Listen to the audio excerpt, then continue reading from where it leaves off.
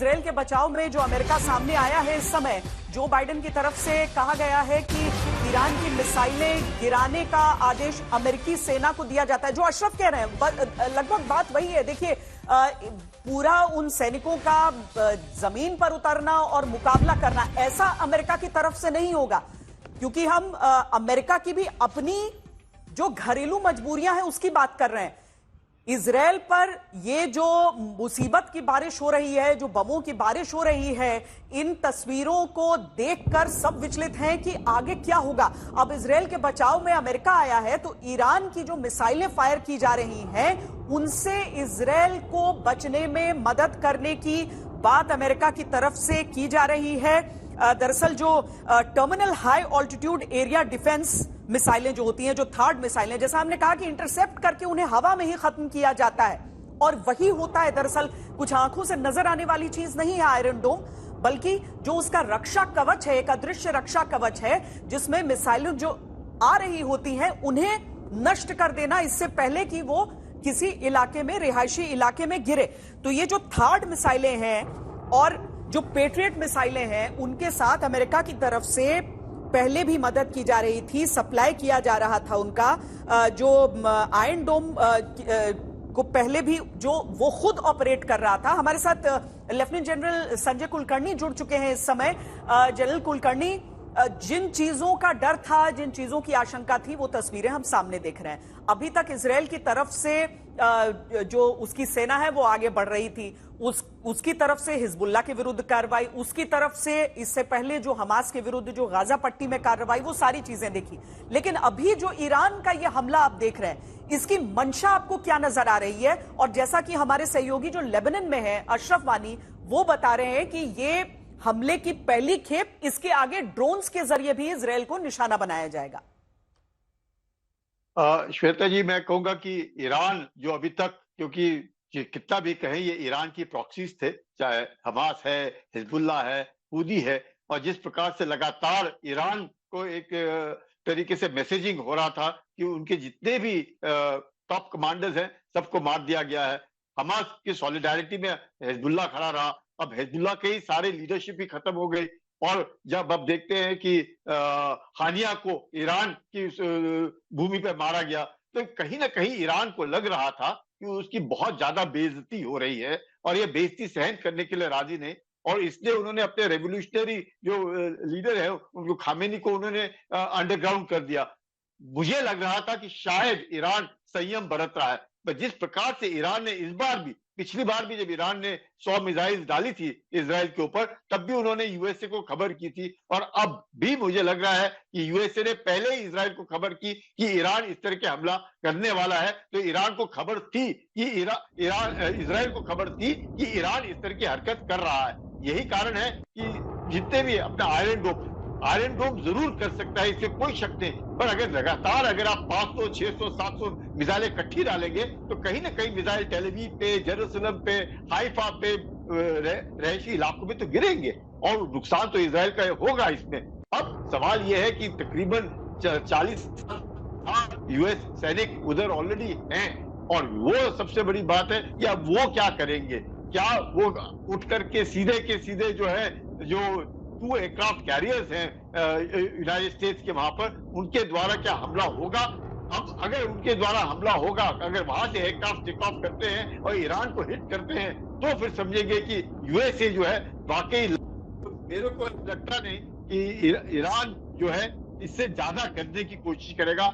Iran ने अपने सहानुभूति दिखाने के लिए, ईरान ने अपना सब कुछ दिखाने के लिए कि भाई हमारे ही आप हैं, और आपके ऊपर लगातार इस तरह के हमले हो रहे हैं, और ईरान को देखा जा रहा था कि ईरान कुछ नहीं कर रहा। बाकी तो पड़ोसी देश तो कुछ कर ही नहीं रहे थे, और पड़ोसी देश इजराइल के ऐसे लग रहा था जैसे इजराइल के साथ खड़े हैं।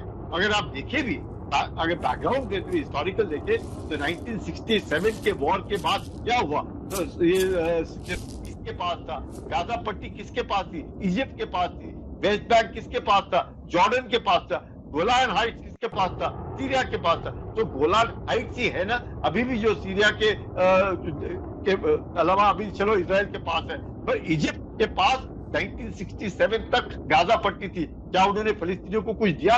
वो दे सकते थे। आज 2 स्टेट सोल्यूशन की बात कर रहे हैं। वेस्ट बैंक किसके पास था? जॉर्डन के पास था। अब वेस्ट बैंक अगर जॉर्डन से इजराइल ने जीता है तो जॉर्डन ने क्यों नहीं दिया?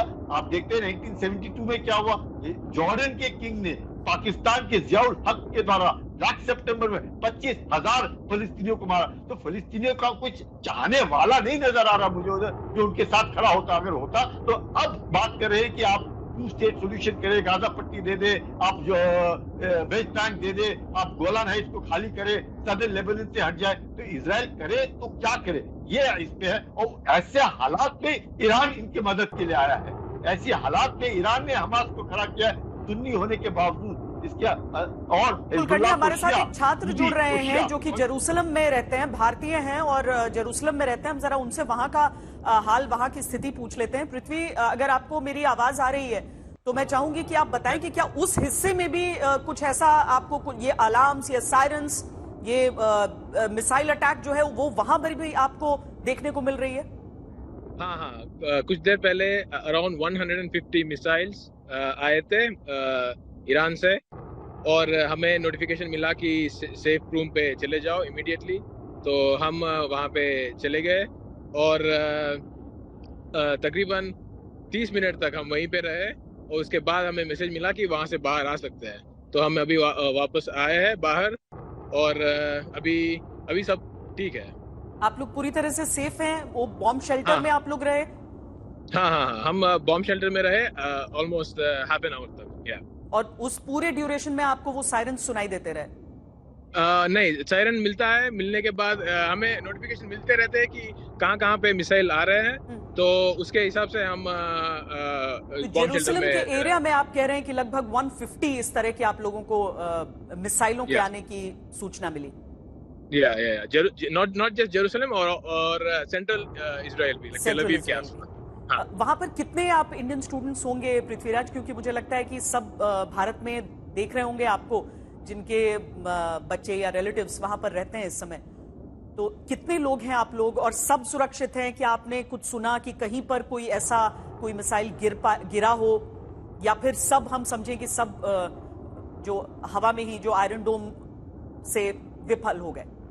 हाँ, आई मीन मोस्टली अभी न्यूज़ मिल रहा है कि सब कुछ जो भी है इंटरसेप्ट कर चुके हैं, और बहुत ही माइनर इंजरीज हुए हैं टेल अवीव एरिया में, जहाँ पे वो भी श्रापनल की वजह से कुछ माइनर इंजरीज हुए हैं।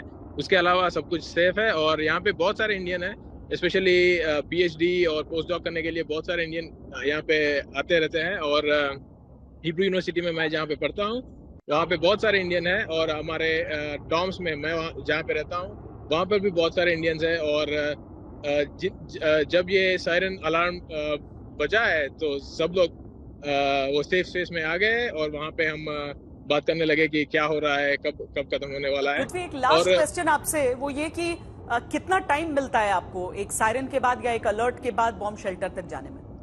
हमें 1.5 मिनट मिलता है। और अभी कुछ ऐसा नहीं है? आप लोग अब बाहर निकल चुके हैं वहां से? हाँ, हम बाहर निकल चुके हैं, अभी सब कुछ ठीक है। हाँ, बहुत बहुत शुक्रिया, सुरक्षित रहिए, आप सब सुरक्षित रहिए। बहुत शुक्रिया आपका हमसे बातचीत करने के लिए। तो जनरल सिवाच भी हमारे साथ, मेजर जनरल सिवाच भी जुड़ चुके हैं। जनरल सिवाच, आपने ये बातें सुनी हैं, बहुत लगातार और बहुत जबरदस्त आक्रमण हुआ था, और जैसा कि हम बता रहे हैं कि जो पृथ्वीराज भी बता रहे थे वहां से कि लगातार हमले हुए, लेकिन आखिरी हमले का जो अलर्ट है वो 28 मिनट पहले का है, लगभग आधे घंटे पहले का। एक बड़ी खबर हम दे दें, ईरान के हमले पर इजरायल की सेना का आधिकारिक बयान आया है। ईरान के हमले का करारा जवाब देंगे, ये आईडीएफ की तरफ से कहा गया है। ईरान के हमले पर इजरायल की सेना का ये बड़ा बयान है, यानी कि केवल अपना बचाव नहीं जनरल सिवाच, बल्कि ईरान पर भी। अभी तक हम लेबनान में हिजबुल्लाह के खात्मे के लिए बढ़ती हुई आईडीएफ को देख रहे हैं और वहां पर निशाने पे लेता हुआ देख रहे हैं, लेकिन आईडीएफ की तरफ से अगर ईरान को कहा जाता है कि हम जवाब देंगे और करारा जवाब देंगे, तो क्या समझें हम? हाँ, देखो श्वेता, यही होना था, ये सच्चाई है। कहीं ना कहीं ईरान भी अंडर प्रेशर था, उसने कुछ ना कुछ करके दिखाना था, क्योंकि स्पेशली जब से हसन नसरुल्लाह की मौत हुई तो उसके जो प्रॉक्सीज को करके दिखाना था। मगर ये भी सच्चाई थी, इजराइल चाहता है कि किसी तरीके से ईरान इस लड़ाई में आए, और जिस प्रकार से उसने अब मिसाइलें जो फायर की हैं उसके बाद ऐसा तो है नहीं कि इजराइल चुप बैठने वाला है, तो उसने वही गलती कर दी। अब जो ईरान है वो इस लड़ाई के अंदर आ गया है।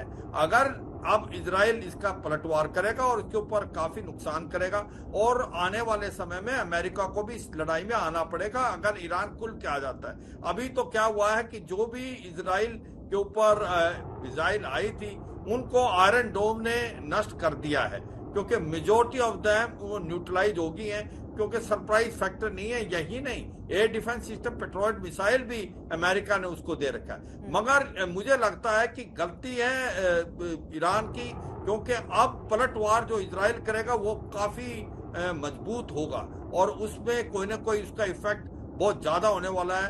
और ये अगर लड़ाई बढ़ी तो इसके अंदर अमेरिका आएगा, और अमेरिका और इजराइल की जो मिलिट्री कैपेबिलिटी है वो बहुत ज्यादा है। ईरान की इकोनॉमी अच्छा नहीं कर रही, ईरान का जो एनर्जी सेक्टर और न्यूक्लियर इंस्टॉलेशन है उनको टारगेट किया जाएगा इजराइल के द्वारा, और बाद में अगर अमेरिका भी शामिल हो जाता है तो मुझे लगता है कि ये लड़ाई का दायरा बढ़ेगा। और जो ईरान ने अपने ब्लास्टिक मिसाइल फायर किए हैं वो ज्यादातर 98% के करीब आयरन डोम ने उनको नष्ट कर दिया है हवा में, क्योंकि वहां से डिस्टेंस भी है ईरान और इजराइल के बीच में, तो एक प्रकार से सरप्राइज फैक्टर नहीं है।